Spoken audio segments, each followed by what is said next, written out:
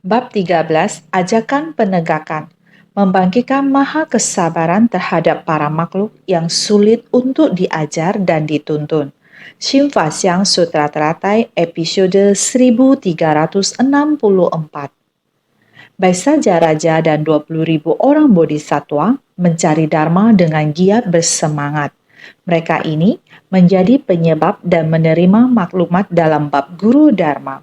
Sedangkan Maha Pratibhana adalah penerima ajaran dalam bab kemunculan stupa mustika. Setelah mendengar Buddha mengumumkan akan segera parinirvana, demi Dharma ingin mencari orang-orang yang mau membangkitkan ikrar untuk menyebarluaskan sutra ini. Maka para makhluk agung ini lalu membangkitkan ikrar. Para bodhisatwa sekalian harus lebih bersungguh hati. Baisaja Raja dan Maha Pratibhana, kedua bodhisatwa agung ini, mereka memimpin 20.000 orang bodhisatwa mencari Dharma dengan giat bersemangat. Kita telah membahasnya di dalam bab Guru Dharma. Buddha Sakyamuni menjadikan bodhisatwa Baisaja Raja dalam bab Guru Dharma sebagai penerima Dharma. Adalah seseorang yang memiliki kapasitas yang sesuai untuk membabarkan Dharma dan dengan dukungan dari para bodhisatwa yang berkapasitas unggul. Dalam membahas bab Guru Dharma, menegakkan sutra, menyalin sutra, membaca sutra, melafalkan sutra, dan pahala kebajikan dalam menjelaskan sutra, ini ada di dalam bab Guru Dharma. Orang-orang yang menjadi sebab dan menerima maklumat. Sang Buddha mulai memberikan penjelasan bab Guru Dharma kepada Bodhisattva Baisaja Raja, dan Maha Pratibhana juga adalah orang yang menerima ajaran dalam bab kemunculan stupa mustika.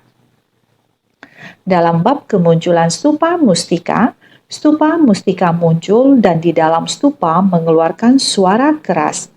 Bodhisattva Maha Pratibhana sangat berharap dapat melihat stupa mustika dan dari dalamnya mengeluarkan suara dari Buddha Prabhutaratna. Ini adalah permohonan yang diajukan oleh Bodhisattva Maha Pratibhana. Kemudian Sang Buddha mengatakan kepada Maha Pratibhana, dia dapat muncul pada waktunya. Ini adalah sebagai seorang penerima Dharma, yaitu yang memiliki kapasitas yang sesuai. Dia datang dan memohon kepada Sang Buddha untuk membuka pintu stupa mustika. Kemudian Sang Buddha berkata, untuk dapat membuka pintu stupa mustika sebelumnya, saya terlebih dahulu harus mengumpulkan kembali semua Buddha belahan raga. Bagian ini sangat mengesankan. Dalam mengumpulkan Dharma, tubuh Dharma, setiap orang menenangkan diri sejenak dan coba renungkan. Mengingat kembali Dharma yang dibabarkan di masa lalu. Semua orang mengingat kembali. Ini melambangkan belahan raga dari 10 penjuru, semuanya berkumpul kembali. Tubuh Dharma Sang Buddha belahan raga. Dharma yang sudah dibabarkan Sang Buddha, kita dengar dan terserap ke dalam batin. Bisa kita manfaatkan. Inilah belahan raga Buddha, juga adalah Dharma dan tubuh Dharma. Telah memutar roda Dharma ke dalam batin kita, berharap setiap orang dapat mengumpulkan kembali niat pikiran ini, mengembalikannya ke tempat asalnya. Bodhisattva Maha Pratibhana segera memohon Sang Buddha untuk membuka pintu stupa, maka Sang Buddha mengumpulkan belahan raganya. Peristiwa-peristiwa ini saling berhubungan erat. Inilah alasan sutra ini bisa sangat utuh. Setelah mendengar Buddha mengumumkan akan segera parinirvana, demi Dharma ingin mencari orang-orang. Baik itu bab Guru Dharma atau bab kemunculan stupa mustika, Sang Buddha telah menyatakan bahwa dia akan memasuki parinirvana. Selain itu, Dharma harus diwariskan. Buddha Dharma harus diwariskan. Orang yang bertanggung jawab untuk menerima Dharma harus segera muncul. harus dengan ketulusan hati dan bersedia menerimanya. Oleh karena itu, Buddha mengisyaratkan bahwa tidak banyak waktu yang tersisa. Sebelum dia memasuki parinirvana, Dharma Buddha, terutama Sutra Teratai, adalah harapan mendasar Buddha. Harapan mendasar Buddha harus ada orang yang selaras dengan prinsip dan dharma dapat menerima dan mewariskannya. Buddha dengan kesungguhan hati demi dharma ingin mencari orang-orang. Karena demikian, Bodhisattva Baisajaraja dan Bodhisattva Mahapratibana memimpin sebanyak 20.000 orang memiliki tekad dan misi yang sama serta membangkitkan tekad luhur, bersedia secara tulus membangkitkan ikrar. Membangkitkan ikrar untuk menyebarluaskan sutra ini, maka para makhluk agung ini bersungguh-sungguh dan tekun untuk membangkitkan tekad, bersedia menerima sutra ini, mewariskan dharma ke generasi selanjutnya. Kita harus bersungguh hati mengingat kembali. Ini juga adalah Buddha belahan raga berkumpul kembali. Kita harus segera mengumpulkan kembali semua dharma. Dalam Sutra Teratai dari bab pendahuluan ke bab metode terampil, setiap bab saling berkaitan. Hendaknya kita mengingat kembali, terus-menerus mengingat kembali, menghayati semangat dan prinsip yang ada di dalamnya. Kita baru dapat menerima dan mewariskan dharma. Ini memerlukan kesungguhan hati, harus tulus dan membangkitkan ikrar. Sekarang telah melihat Baisajaraja dan Mahapratibana, mereka adalah bodhisattva yang memiliki tekad dan misi yang sama, telah membangkitkan ikrar di hadapan Buddha. Dalam naskah sebelumnya dikatakan, kami bermohon semoga Bhagawan tidak khawatir. Artinya, jalan suci termuat dalam kitab, tetapi kekuatan untuk menyebarkan berada pada orang-orang bijak. Jika orang-orang demikian belum ditemukan, maka kata-kata dengan makna mendalam akan punah. Membuat naskah ini tidak dipahami oleh orang-orang, juga tidak dapat dipraktekkan di dunia ini. Semua makhluk terbenam dalam 8 penderitaan, inilah yang dikhawatirkan dalam hati Buddha. Jadi, di dalam naskah sutra sebelumnya, kami bermohon semoga Bhagawan tidak khawatir. Meminta Buddha tidak khawatir. Kami semuanya bersedia di hadapan Buddha untuk membangun ikrar, bersedia menerima Dharma Buddha, selama-lamanya menyebarkannya hingga generasi mendatang. Sang Buddha tidak perlu khawatir di masa mendatang Dharma ini. Jalan suci termuat dalam kitab, jalan suci di masa mendatang, pengajaran Dharma yang telah dibabarkan Sang Buddha akan dirangkumkan, dapat dicatat di dalam kitab sutra, dapat diwariskan terus dalam jangka waktu yang panjang dan lama. Di antara ini dengan sendirinya, kekuatan untuk menyebarkannya ada pada orang-orang bijak. Orang yang membangkitkan tekad dan membangun ikrar agung memiliki kekuatan ini. Berharap Dharma ini di dalam kitab suci ini tiada henti menyebar. Dapat membangkitkan orang yang berpandangan luas, membangkitkan tekad dan membangun ikrar agung. Orang yang memiliki kekuatan kebijaksanaan agung seperti ini, orang demikian juga terdapat di dalam sutra ini. Terus-menerus diwariskan dari satu generasi ke generasi berikutnya, tidak henti, juga ada yang demikian. Orang yang dengan kekuatan kebijaksanaan agung juga dapat menemukannya dan bersedia untuk membangun ikrar. Dengan demikian, Sang Buddha sudah tidak perlu khawatir lagi.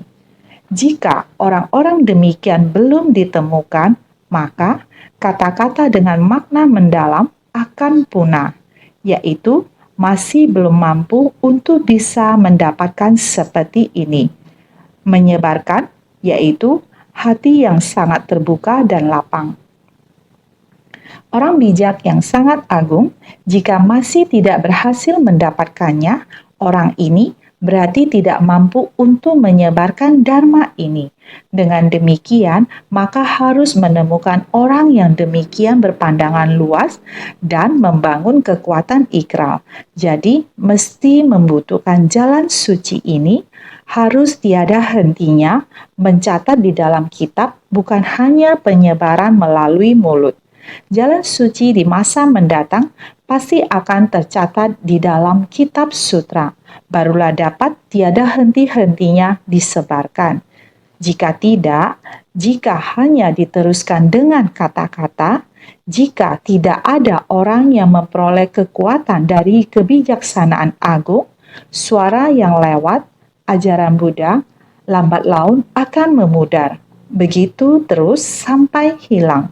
Jadi, jika naskah ini tidak dipahami oleh orang-orang, juga tidak dapat dipraktekkan di dunia ini.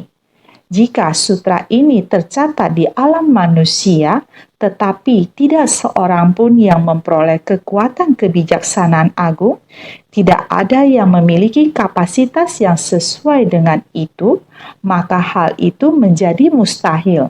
Juga tidak dapat dipraktekkan di dunia ini. Meskipun orang-orang mempelajari sutra, sebagaimana dinyatakan dalam bab Guru Dharma, menulis sutra, membaca sutra, atau mengajarkan sutra. Jika kemampuan mereka tidak sesuai dengan itu, seperti itu, mereka tidak akan mempraktekkan Dharma. Dapat berbicara, dapat menulis, tetapi mereka tidak mempraktekkan Dharma. Maka sutra ini di dunia hanya tertulis saja dan juga tidak ada gunanya.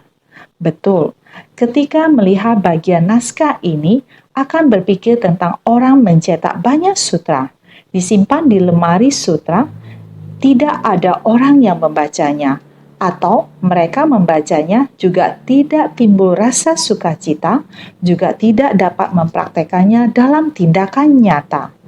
Walaupun berapa banyak sutra yang dicetak, juga tidak berguna, karena sutra adalah jalan, dan jalan ini harus ditapaki. Sutra harus dipraktekkan dalam tindakan nyata, maka dikatakan jika sutra dicatat harus sesuai dengan akar kapasitas manusia, di mana orang bisa mempraktekkan dharma dalam tindakan nyata. Hanya dengan begitu, mereka dapat secara efektif mewujudkan fungsinya di dunia. Jadi, semua makhluk terbenam dalam 8 penderitaan. Inilah yang dikhawatirkan dalam hati Buddha. Para makhluk tenggelam dalam 8 penderitaan, lahir, tua, sakit dan mati, berpisah dengan orang yang kita cintai, bertemu dengan orang yang kita benci, 5 agregat yang berkorban dan penderitaan lainnya. Semua ini adalah penderitaan di dunia ini. Inilah yang dikhawatirkan oleh makhluk suci. Oleh karena itu, kita harus benar-benar bersungguh hati. Meskipun sudah lebih dari 2000 tahun dari zaman Buddha hingga sekarang, Sutra Buddha masih dicatat dalam hitam putih. Jika kita bersungguh hati untuk menerima dan menerapkannya, setiap kata adalah harta dan setiap kalimat adalah dharma menakjubkan. Semuanya adalah untuk meningkatkan atau menumbuhkan jiwa kebijaksanaan kita. Oleh karena itu, kita dapat menganggap dharma ini sebagai obat mujarab untuk menyelamatkan dunia. Jika kita tidak bisa menerapkannya, ini menjadi tidak berguna. Jadi kita harus sangat bersungguh hati untuk menghayatinya. Mengapa Buddha begitu khawatir?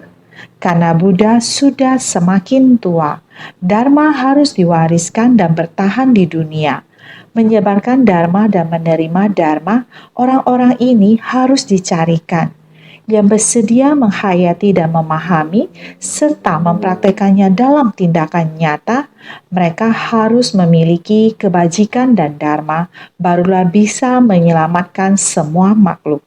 Jika tidak, semua makhluk akan selamanya berada dalam kebingungan, mereka masih tenggelam dalam 8 penderitaan. Selanjutnya, kita akan melihat naskah sutra yang sebelumnya. Era jahat di kemudian hari ini merujuk pada masa mendatang Buddha Sakyamuni, para makhluk pada era jahat di kemudian hari akan kebajikan semakin berkurang, kebanyakan memiliki keangkuhan berlebihan, tamak akan persembahan berupa materi, akar kejahatan semakin bertambah, semakin jauh dari pembebasan. Sutra Teratai bab 13, ajakan penegakan. Bodhisattva Baisaja Raja juga mengetahui, Bodhisattva Mahapratibana juga tahu.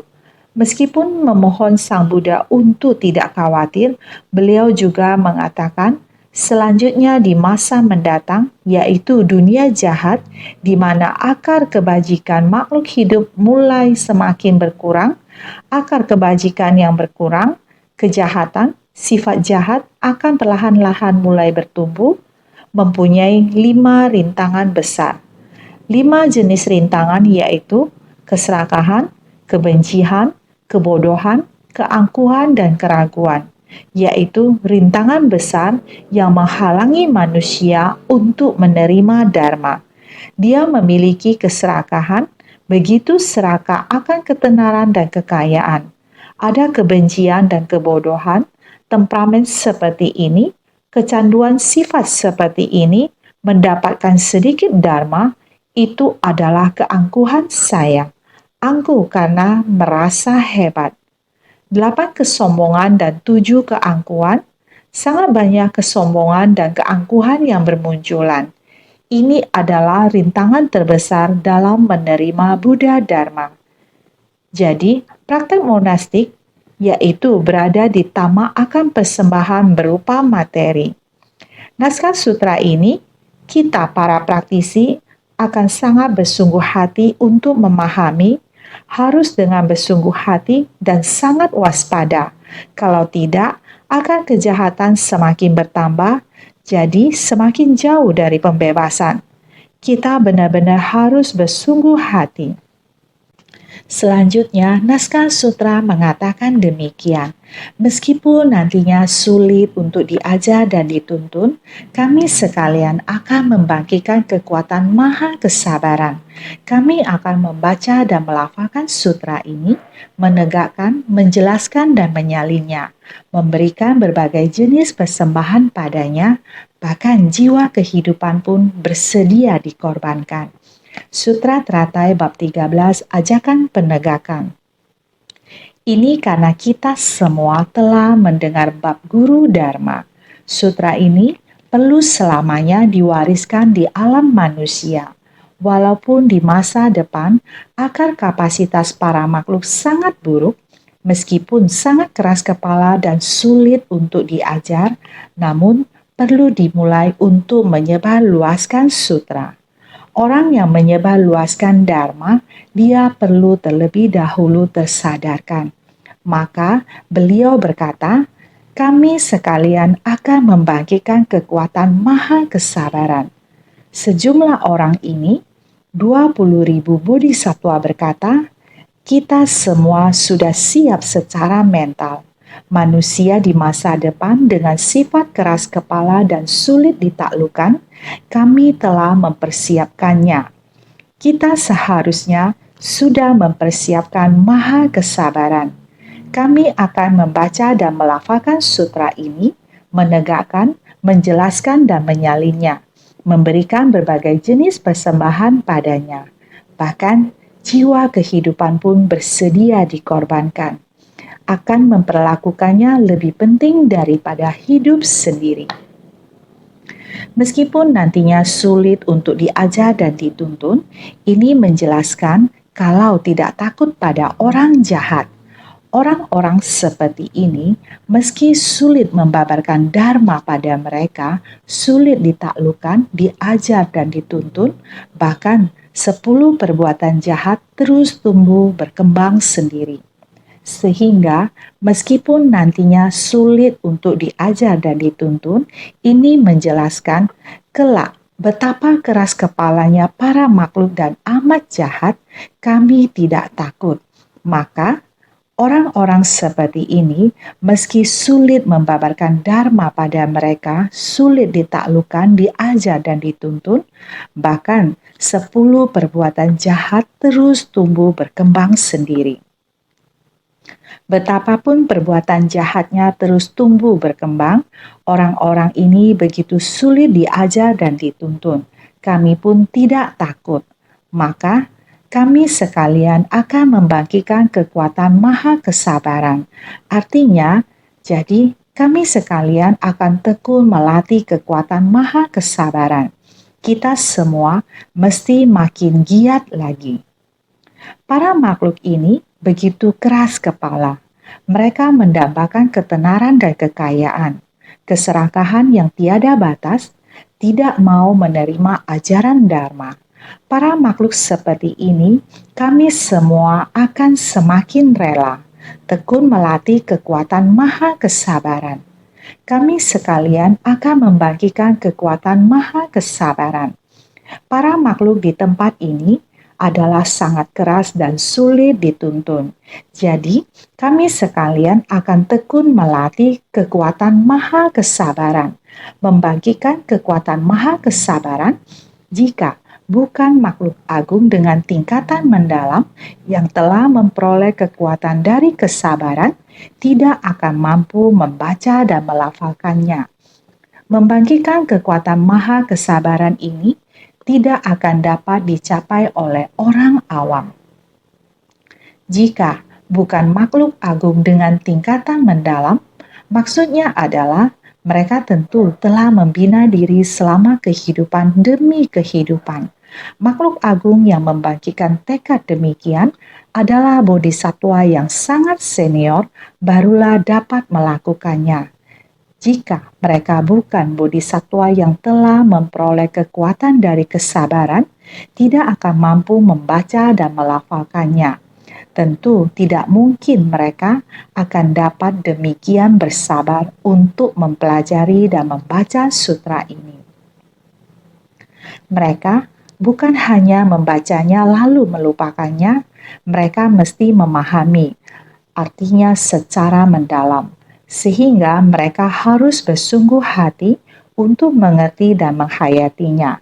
Maka kami akan membaca dan melafalkan sutra ini, menegakkan, menjelaskan, dan menyalinnya. 1. Guru Dharma yang membaca sutra. 2. Guru Dharma yang melafalkan sutra. 3. Guru Dharma yang menegakkan sutra. 4. Guru Dharma yang menjelaskan sutra. 5. Guru Dharma yang menyalin sutra. Dinamakan 5 jenis Guru Dharma. Untuk menyebarkan naskah sutra ini, di zaman Buddha belum ada percetakan. Cara yang digunakan adalah mengingat sepatah kata dengan sungguh hati. Dharma yang dibabarkan Sang Buddha haruslah dicatat. Jadi yang pertama, sutra harus dibaca. Kedua adalah melafalkan sutra. Demikian Sang Buddha berkata, ingatan naskah sutra harus diingat.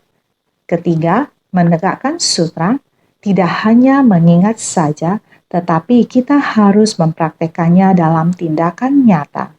Menjaga dengan baik sutra ini, harus menjaga sutra ini dengan baik. Ajaran Dharma Buddha selain disalin sepatah demi sepatah, juga melafalkannya sepenggal demi sepenggal dengan sungguh hati. Bukan hanya dilafalkan, harus mempraktekannya dalam tindakan nyata dan juga disebarkan kepada orang banyak. Mengucapkan menjelaskan, semakin kita berbicara, semakin kita akan mengerti dan mendalami dan juga membuat orang lain dapat menggunakannya. Kita sendiri juga akan semakin memahami makna dari sutra ini, sehingga dapat mempraktekannya dalam tindakan nyata. Dengan demikian, menjelaskan dan mengucapkan juga menyalin. Masih harus menyalin. Ini dinamakan 5 jenis Guru Dharma. Guru Dharma yang membaca sutra, melafalkan sutra, menegakkan sutra, menjelaskan sutra, dan menyalin sutra. Jadi, memberikan berbagai jenis persembahan padanya, bahkan jiwa kehidupan pun bersedia dikorbankan. Dengan tekad batin yang tulus, dengan membaca, melafalkan, menyalin sutra memberikan persembahan. Demikian menyampaikan persembahan. Persembahan yang disebut yaitu secara tulus. Tulus membaca, menjelaskan, menyalin, dan lain-lainnya. Betapapun sulitnya, kita tidak pantang menyerah. Memberikan berbagai jenis persembahan padanya, bahkan jiwa kehidupan pun bersedia dikorbankan. Orang yang menyebarkan dan menegakkannya hendaknya melatih beragam penghormatan dan persembahan, bersabar terhadap segala kejahatan dan penampilan buruk di luar tubuh fisik, mampu menghadapi kesulitan ketika menapaki jalan ini. Makanya dikatakan, bahkan jiwa kehidupan pun bersedia dikorbankan. Demi Dharma, tiada kekikiran terhadap jiwa kehidupan maupun harta benda. Terdapat orang yang menyebarkan dan menegakkannya, yaitu orang yang menyebarkan sutra ini. Terdapat naskah sutra, baru ada dharma yang dapat dibabarkan. Ada dharma yang dapat dibabarkan, barulah ada dharma untuk membimbing orang lain, diajar dan dituntun. Maka dalam hal ini diperlukan sutra tinggal di dunia. Harus tinggal di dunia. Perlu orang yang bersedia untuk membagikan tekad dari generasi ke generasi tiada henti. Demikian menegakkan sutra. Maka harus ada. Hendaknya melatih beragam penghormatan dan persembahan. Jika kita tidak ada beragam penghormatan dan persembahan, tidak ada niat ketulusan, maka tidak dapat mempraktekkan dalam tindakan nyata. Maka dikatakan bersabar terhadap segala kejahatan dan penampilan buruk di luar tubuh fisik. Apakah masih ingat? Purna Maitrayani Putra berikrar di hadapan Sang Buddha. Beliau demi membabarkan Dharma Sang Buddha, membimbing para makhluk pada saat itu. Beliau tidak takut akan bahaya yang mengancam jiwa masuk ke tengah masyarakat tersebut. Orang-orang tersebut penampilan fisik mereka sangat buruk, bentuk penampilannya sangat jahat, sehingga telah melalui banyak kesulitan, dan beliau tidak takut. Jenis pengajaran penyebaran Dharma ini adalah kita harus membangkitkan tekad, harus bersabar terhadap segala kejahatan dan penampilan buruk di luar tubuh fisik. Bentuk luar, tidak peduli bagaimana, baik menghadapi berapa banyak kesulitan dan masalah, beliau juga rela mempraktekkan dalam tindakan nyata. Di jalan ini, ajaran ini ada maju, tidak mundur, tidak putus, terus maju ke depan. Bahkan, jiwa kehidupan pun bersedia dikorbankan. Ini demi Dharma, karena Dharma. Oleh karena itu, tiada kekikiran terhadap jiwa kehidupan maupun harta benda. Demi Dharma, agar bisa terus diwariskan.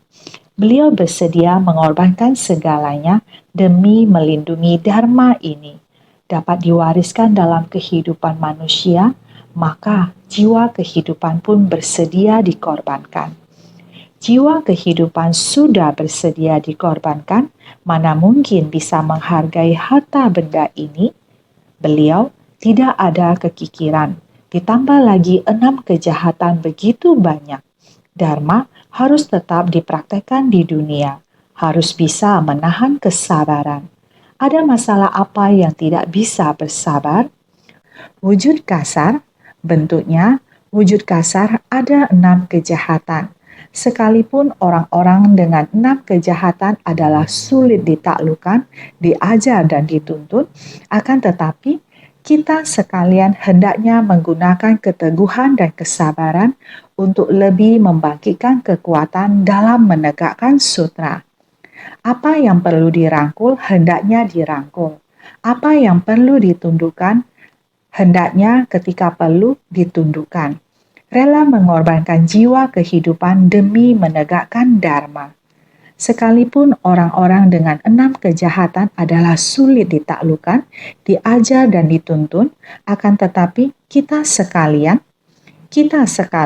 yang artinya Bodhisatwa Baisajara Raja, beliau berkata kepada Bodhisatwa Mahapratibbana dan 20.000 Bodhisatwa, kita semua bertekad berikrar, kita semua teguh dan sabar barulah dapat melewati 6 kejahatan.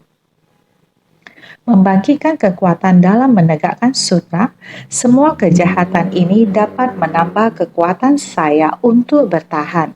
Ini adalah pelatihan diri, yaitu saat Buddha berhadapan dengan Devadatta.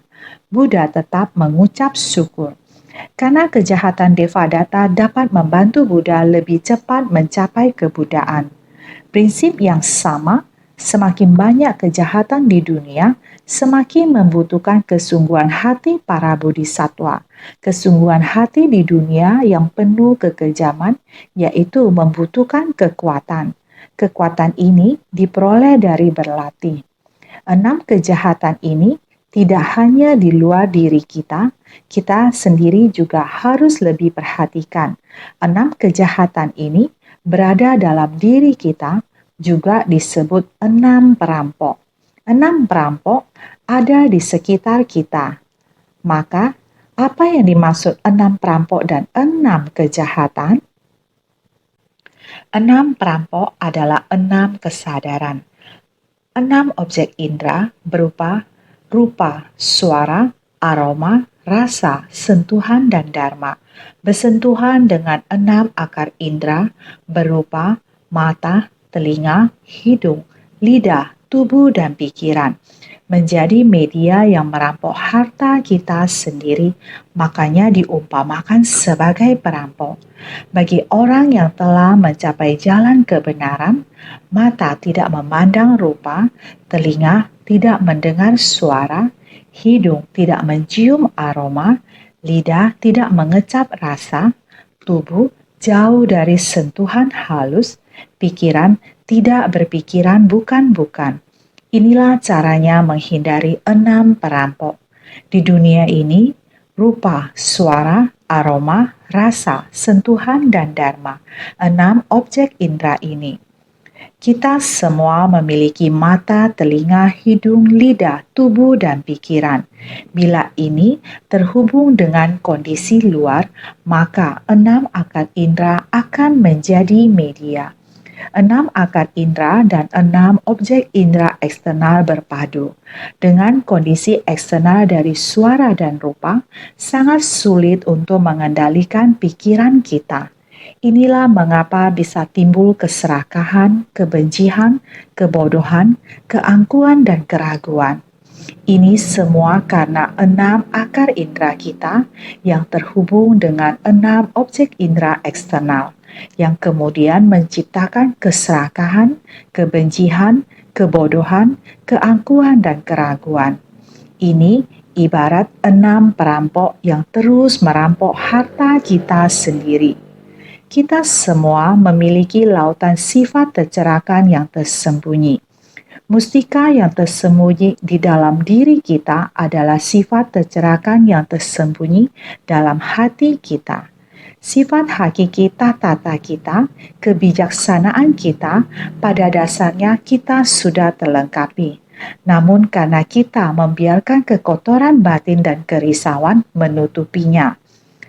Kekotoran batin dan kerisauan muncul ketika 6 akar indera kita terhubung dengan 6 objek indera eksternal. Ini mengacaukan batin kita dan terus menyebabkan timbulnya keserakahan, kebencian, kebodohan, keangkuhan, dan keraguan. Makanya diumpamakan sebagai 6 perampok. 6 perampok adalah yang paling jahat, sehingga disebut sebagai 6 kejahatan. Pada masa lampau, terdapat orang yang membina diri di bawah pohon yang di seberangnya merupakan sebuah sungai. Beliau telah membina diri selama 20 tahun. Selama 20 tahun tersebut, di tempat itu tetapi tidak dapat mengendalikan hati yang risau, sehingga beliau sangatlah risau, terutama ketika membina diri, akan tetapi kita tidak dapat mengendalikan hati kita sendiri, tidak dapat memutuskan nafsu keinginan dunia, dan juga beragam kerisauan batin. Sang Buddha mengetahuinya.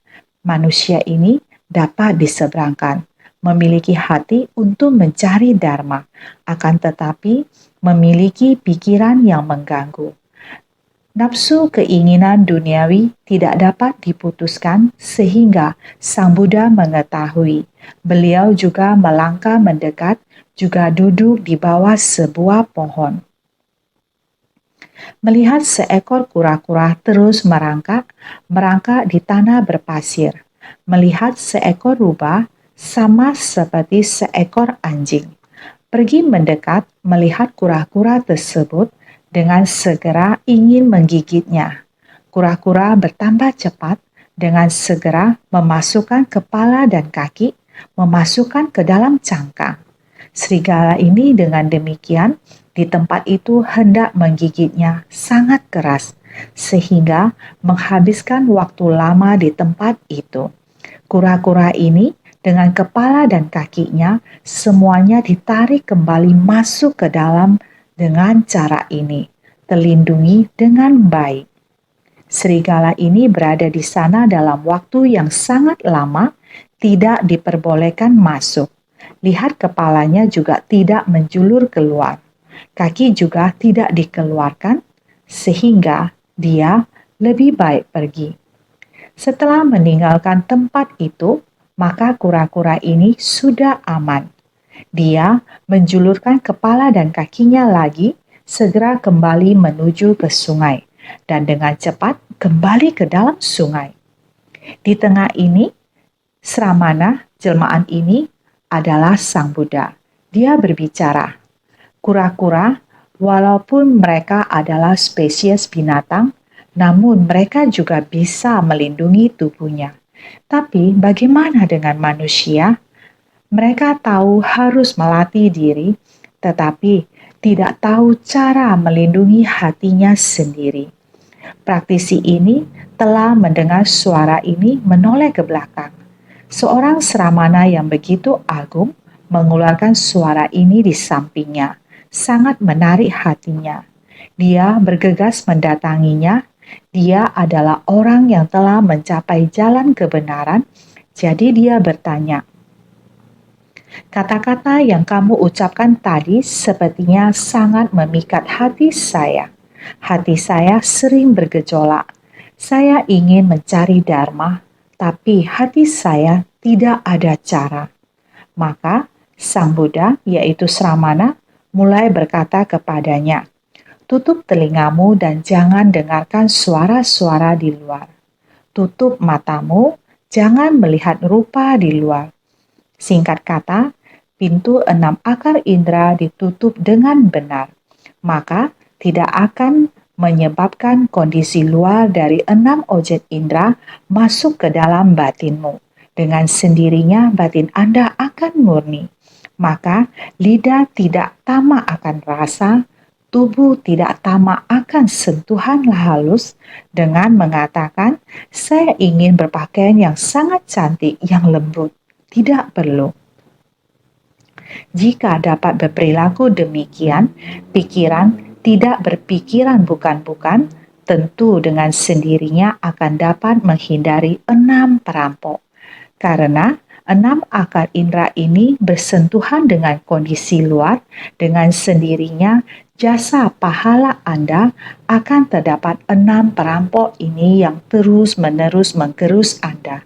Dengan cara bagaimanapun Anda melatih diri, semuanya menjadi sia-sia. Di satu sisi melatih diri, di satu sisi terjadi kebocoran. Maka Anda harus menutup pintu 6 akar indera dengan baik. Inilah 6 kejahatan. 6 kejahatan adalah juga 6 perampok. Maka kita seharusnya mengetahui apa yang perlu dirangkul hendaknya dirangkul. Dharma Buddha kita harus merangkul dan menerima. Jika kita dapat merangkul dan menerima Dharma, ketika datang kondisi luar, barulah kita dapat apa yang perlu ditundukkan, hendaknya ketika perlu ditundukkan. Terhadap kondisi luar yang datang, batin kita sendiri harus mengerti untuk menundukkannya. Tidak peduli seburuk apapun kondisi luar, sejahat apapun. Orang-orang di dunia sangat jahat, agar kebajikan sudah semakin berkurang.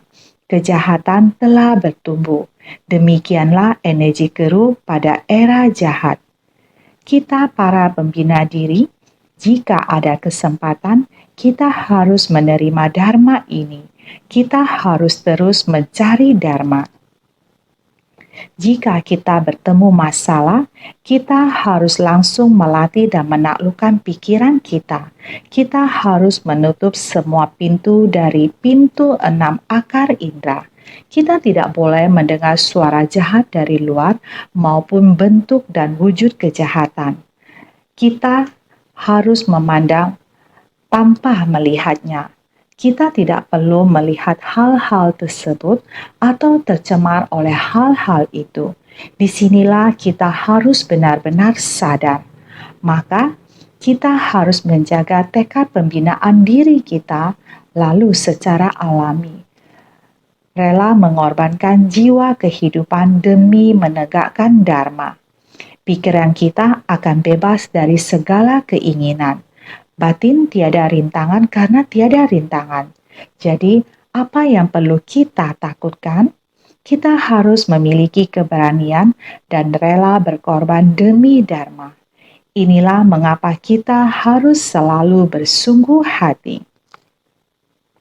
6 kejahatan Ashubhisat merujuk pada era jahat, dunia jahat, makhluk jahat, pandangan jahat, noda batin jahat. Era ketika kejahatan, kesesatan dan tiada keyakinan berkembang subur 6 kondisi ini, jadi menyangkut 6 kejahatan di dunia ini. Selain berhubungan dengan kita harus sungguh-sungguh meningkatkan kewaspadaan. Di antara kondisi luar juga ada era jahat, dunia jahat, makhluk jahat, pandangan jahat, noda batin jahat, dan pandangan sesat yang jahat. Di era tiada keyakinan ini, yang sama sekali tidak memiliki keyakinan benar, terutama di era ini, dunia ini penuh dengan kekeruhan. Pandangan dan pemahaman kehidupan yang demikian semuanya tidak benar. Semuanya adalah demikian. Terhadap dunia, Dharma tidak menerima Dharma benar. Semua mempraktekkan Dharma jahat. Pandangan jahat ini menimbulkan banyak noda batin yang jahat. Bukankah dunia yang sekarang demikian adanya? Juga di era jahat ini, baru saja dikatakan era jahat adalah merujuk pada kekeruhan kalpa dari 5 kekeruhan. Pertama dari 6 kejahatan era jahat merujuk pada kekeruhan kalpa dari 5 kekeruhan. Masa bangkitnya 4 kekeruhan seperti makhluk jahat, pandangan jahat, dan lainnya. Kekeruhan kalpa dari 5 kekeruhan. Periode waktu ini kita sering mengatakan era kekacauan dan kekeruhan kalpa. Noda batin para makhluk sangat berat. Mengacu pada saat ini, jadi pandangan jahat muncul dari 4 kekeruhan. Di era ini, setiap orang memiliki pandangan dan pemahaman jahat ini. Tidak sederhana. Kedua dari 6 kejahatan, dunia jahat adalah dunia saha. Yang ketiga dari 6 kejahatan, makhluk jahat, adalah kekeruhan makhluk dikarenakan adanya kekeruhan pandangan dan kekeruhan kerisauan, timbul pandangan jahat dan noda batin jahat. Biasanya kita menyebutnya kekeruhan makhluk satwa kasaya yang berasal dari kekeruhan pandangan dresti kasaya, sehingga menciptakan kekeruhan noda batin klesa kasaya. menyebabkan timbulnya banyak pandangan salah, kerisauan batin. Yang keempat dari 6 kejahatan adalah pandangan jahat. Pandangan jahat ini adalah kekeruhan pandangan desti kasaya. Pandangan kita mengalami kekeruhan yang berat, tidak murni. Mata kita tidak akurat dalam menilai sesuatu. Pola pikir yang salah sehingga pandangan dan pemahaman kita sangat keruh.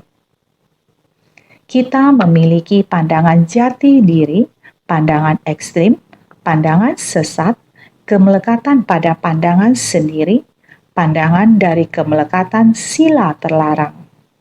Sebelumnya sudah dijelaskan 5 belenggu tajam, panca distaya, dan 5 belenggu tumpul, panca klesa. Disebut 10 belenggu, 10 jenis kerisauan. Inilah kerisauan yang selalu ada di sekitar kita.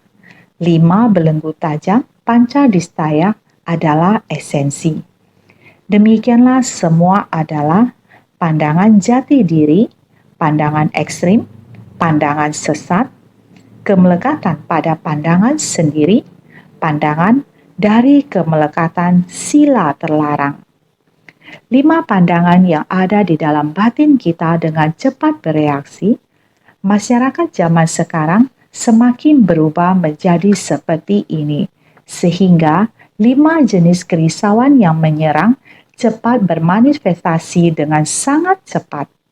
Keempat dari 6 kejahatan, pandangan jahat adalah kekeruhan pandangan, adalah pandangan jati diri, pandangan ekstrim, pandangan sesat, kemelekatan pada pandangan sendiri, pandangan dari kemelekatan pada sila. 5 belenggu tajam, panca distaya sebagai esensi. 5 jenis kerisauan yang menyerang cepat. Kelima adalah kekeruhan kerisauan. Noda batin jahat yaitu kekeruhan noda batin, artinya bersentuhan dengan kondisi luar dari 5 nafsu. Tadi telah disampaikan 6 akal indera, 6 objek indera. Sebenarnya, selain dharma, akar pikiran dan objek dharma di luar dinamakan 5 nafsu.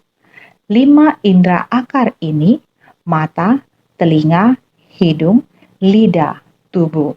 Kelima ini bersentuhan dengan kondisi luar, yaitu benda, suara, wewangian, rasa, sentuhan. Demikianlah 5 indera akar bersentuhan dengan 5 objek indera di kondisi luar. Muncul kerisauan dari pikiran berupa ketamakan, kebencian, kebodohan, dan lain-lain. Demikian muncul. Yang kelima dari 6 kejahatan noda batin jahat adalah kekeruhan, kerisauan, artinya bersentuhan dengan kondisi luar dari 5 nafsu dan memunculkan keserakahan, kebencian, dan kerisauan lainnya. Keenam dari 6 kejahatan, era ketika kejahatan, kesesatan dan tiada keyakinan berkembang subur, sebagai sebutan umum untuk masa peningkatan 5 kekeruhan. Keenam adalah kejahatan, kesesatan, dan tiada keyakinan. Pada era ini, jahat dan tidak benar. Hal baik tidak disebarluaskan, tidak jujur. Hal yang buruk muncul dari ketiadaan. Kejahatan, kesesatan, dan tiada keyakinan pada era ini telah bermunculan, yaitu ketika meningkatnya 5 kekeruhan, sehingga keseluruhan disebut 5 kekeruhan dan kejahatan dunia, yaitu dimulai dari batin kita. Inilah zaman keburukan. Pada era 5 kekeruhan dan kejahatan ini muncul kekeruhan pandangan, kekeruhan makhluk, kekeruhan noda batin, kekeruhan usia, dan lain-lain. Demikian terus-menerus berlanjut, sehingga kita mempelajari ajaran Buddha harus bersungguh hati. Harus mulai dari keburukan terdekat, Diri sendiri harus memutuskan, harus menutup 6 akar pintu. Kita setiap orang memiliki 6 perampok. 6 jenis perampok ada dalam batin kita. Kita seharian terpengaruh oleh kondisi luar yang menggoda kita, membuat batin kita tidak bisa konsentrasi ketika kita berhadapan dengan 5 kekeruhan dan kejahatan dunia. Untuk menyebarluaskan sutra ini sungguh tidak mudah. Harus baik-baik menyebarluaskan sutra ini di dunia, memanfaatkan keuntungannya hanya dengan menutup 6 akar pintu, membuat keputusan, jaga batin kita dengan baik, memutuskan, menyelamatkan dunia, menyebarluaskan di dunia, harus meninggalkan segala nafsu. Kita harus senantiasa lebih bersungguh hati.